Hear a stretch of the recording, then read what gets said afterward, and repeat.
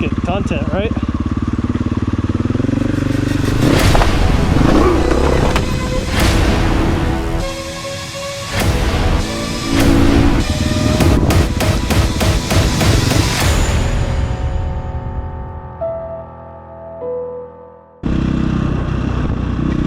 Have I ever mentioned that I'm scared of heights? If I let this shit really scare me, I wouldn't be able to see shit like that. Like, it's definitely fucking scary. But the thing that keeps scaring me are the rocks throwing me around. What's up everybody, it's your boy Corky, and today we are back in Colorado. Normally I don't talk that fast, but I guess I just want to see how fast I can say it now. I don't know, honestly. In the previous video, we made our way down Corkscrew Pass. Then we went over to Engineer Pass and came across the Michael Bryn Mine. We were making our way back up the mountain as we came across a long water puddle. And that's where this episode's gonna pick up. This is the finale of the series, so I really hope you enjoy it. See you a little bit later in the video. Let's get it. Only in Colorado for right now, right? I don't get to do this every day.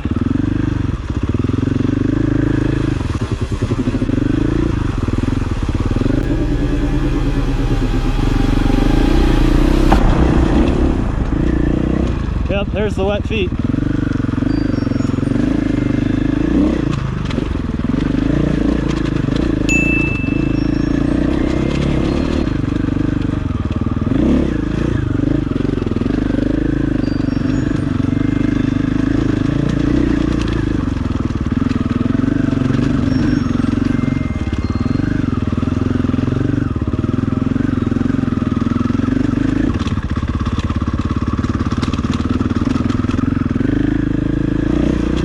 What's up?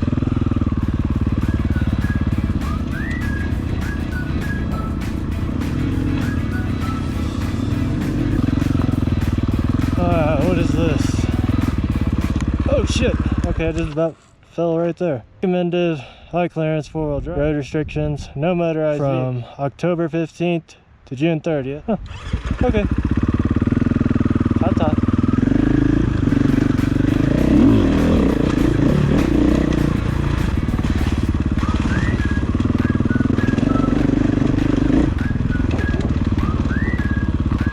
Oh, I don't know about this one. I don't know. Fuck it, content, right? Holy shit! Yeah, my feet are definitely soaked now. Oh man, that sucks. That's what I get for not wearing boots, I guess.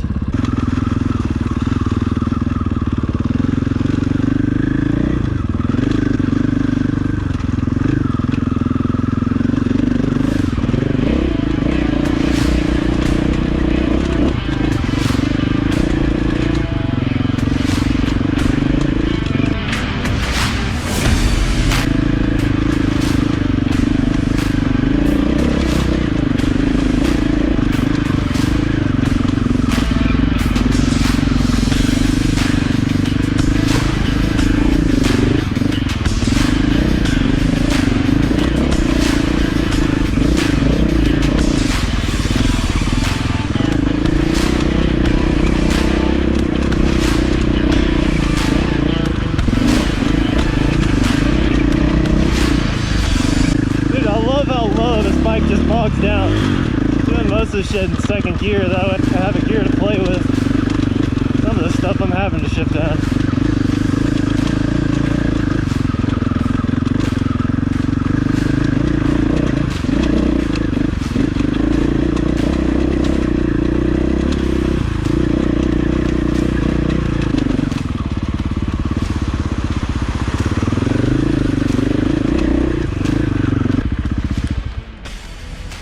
Man, there is snow.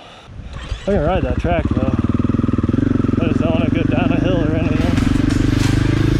Oh shit. Yeah.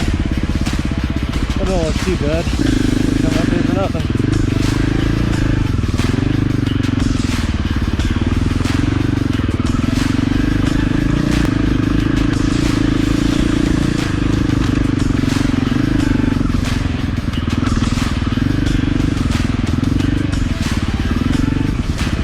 Now this, I think you lost me on this one.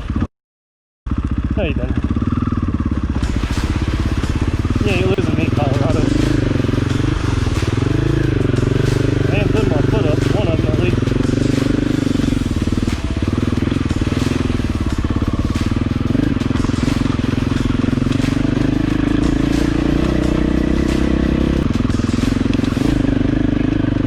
Oh, there's the gate.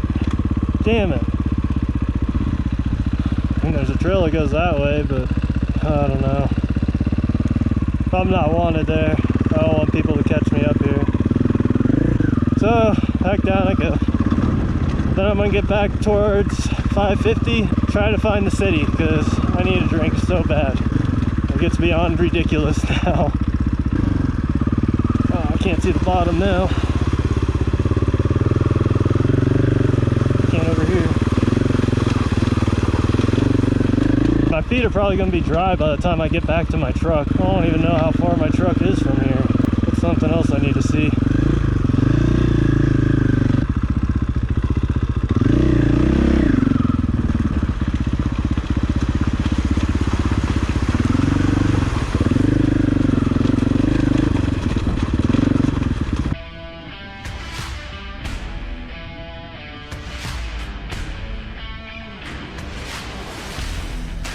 Dude, it'd be so cool just to pull up a camp out here. Pull up a tent, sorry. Oh shit. That's how dehydrated I get.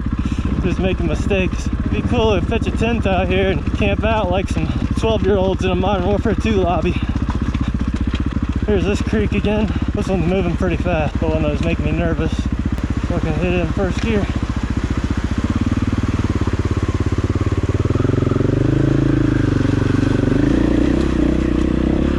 A little bit of a tip whenever you're crossing creeks. I go as far as I can see, and then once I can't see, lean back, keep that pressure on your back wheel, just throttle out of it. You don't want to get caught up in one of those fast flowing creeks. Ugh. Stuff is so hard packed. Big snowball. I am getting so much better at riding rocks. The big ass slabs of rocks that I keep climbing up and going down, I'm getting a lot more comfortable with them and kind of figuring out how to use my weight. You can't really just mindlessly go over those. You gotta use your weight, otherwise you'll catch it sideways and it'll throw you. Gonna go back to Highway 550 to Ouray, and then I'm gonna jump back on the $1 million highway from Ouray to Silverton to my truck. Once I explore both those cities a little bit. It's just what I went up earlier, but coming down it, you really gotta ride your dirt bike like a mountain bike. Just using your weight, finding your flow. Don't ride off the edge. That's neat. This should be on every dual sport rider's bucket list. You know, you got a bike that you can go do 100 miles on the highway, come do this shit for 50, jump back on the highway, you're golden, man. This shit's so sick. Oh shit.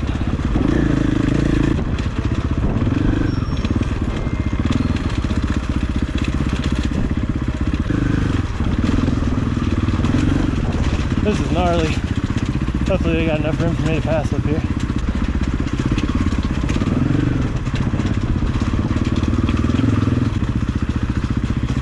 You're good, man. It went good. Yeah, you're good there. Was it blocked off? It's gated off up there, yeah. Oh, really? There's like 2 little snow patches. One section right after. A rocky section. Yeah. It's gnarly. I don't know about that. Yeah. I go down that. I probably could have made it up, but I just didn't want to. Yeah, I hear you. But good seeing you guys. Yeah. Y'all stay safe. Oh, yeah, you as well.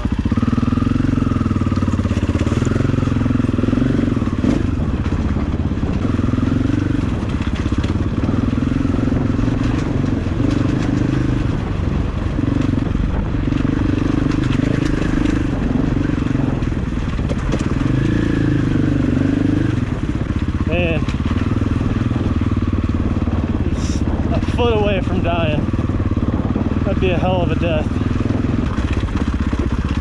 Oh shit, that was a steep one.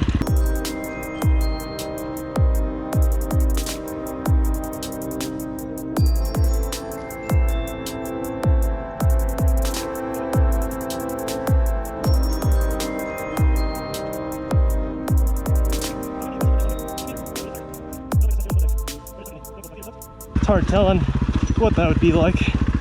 Oh fuck. My handguard was riding my brake. Could have been bad. So there's Engineer Pass. I'll definitely have to come back for that whenever it's open.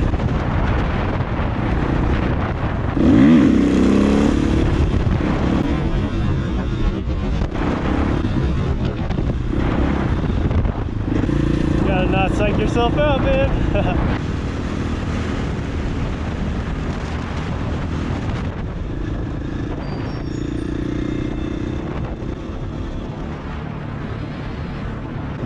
This is Ouray. Yo, so I hope you're enjoying the episode so far. It's time for another history lesson. Everybody seemed to really enjoy this last time, so let's go. We're gonna take this way back to the 1700s, whenever this land was populated by the Ute Indians. A couple episodes ago, I mentioned the sign that read Uncompadre. I probably just butchered that name, but that is the Ute word for hot water springs. The hot springs were therapeutic to them. There was an abundance of wild game that they could hunt, and this is what attracted them here.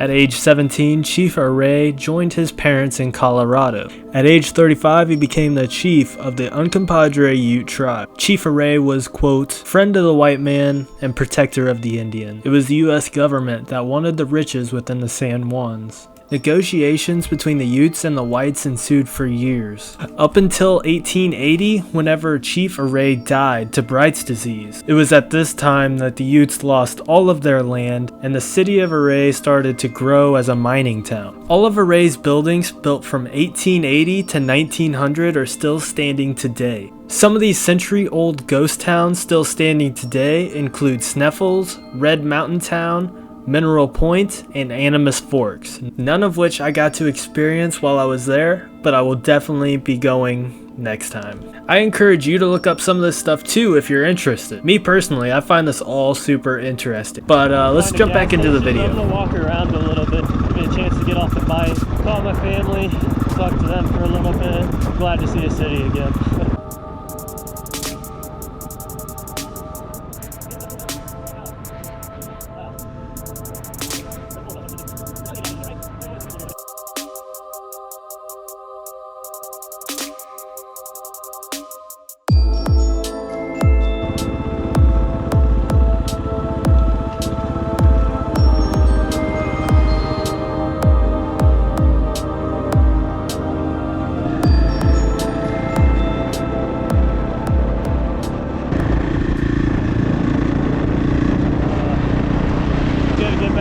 I still got a 15-hour drive, god damn. Peace out, Ouray. I love it here.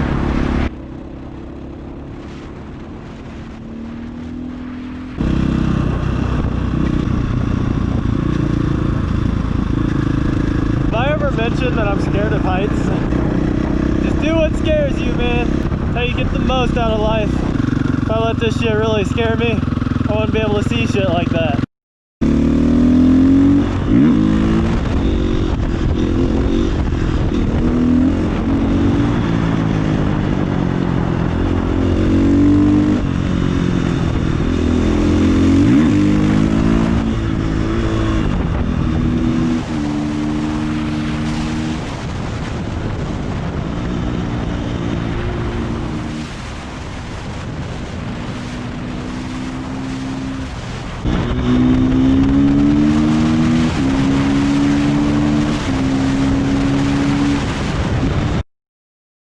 Well everybody, we gather here today in the end of a series. From episode 1 to episode 6, Corky's Colorado Adventure Series. With many great adventures came many great memories. From spending nights in my truck to the friends that I made along the way. We had our ups and we had our downs. But most importantly, we have so many memories. Alright, that's enough of the sad music, cut that shit. On a serious note, this has to be one of the realest things that I've ever done. Not only doing this trip and doing it solo, but also editing these. I feel like I've put my heart into this series, and I feel like I've made something that I can be proud of still in a few years. Something that you can do that would really help me too, is take any of my episodes, any of the locations, and just send it to a friend that you think would enjoy this type of riding, a friend that you want to take on this adventure with. I do plan on getting back to the San Juan mountains. It is absolutely beautiful, and there is so much that I did not get to do. And there will still be bonus videos from this series as I teased earlier in this video. Be sure to subscribe for those, or if I inspired you to do this type of adventure, let me know. Thank you so much for watching this series. If you watched the entire thing, I seriously appreciate it. I didn't end up getting any footage of my drive home. I actually only stopped twice for gas. I left at about 5:30 and drove until 10 o'clock the next morning. After riding the mountains all day, I was exhausted and just wanted to get home. And with that, I'm gonna go ahead and let these final clips play out. And until the next one, be sure to like, comment, and subscribe. Stay twisting grips, and I'll see you on the flip side. Peace. Yo, so I just made it back to my truck. I'm gonna try to make this quick because my shoes are still wet and my feet are numb. It hurts to walk right now. Let's do a bike report real quick. Got pretty dirty, obviously. A lot of water crossings. There's a bolt missing, subframe bolt. I lost that somewhere along the way. You can see there. The bike did fucking amazing the whole route. The truck being set up the way it was, it's saved me some money from having to grab a hotel. I couldn't have planned it better. I'm totally satisfied with how this trip turned out. Check out how dirty this thing is. I have to do a deep clean once I get home.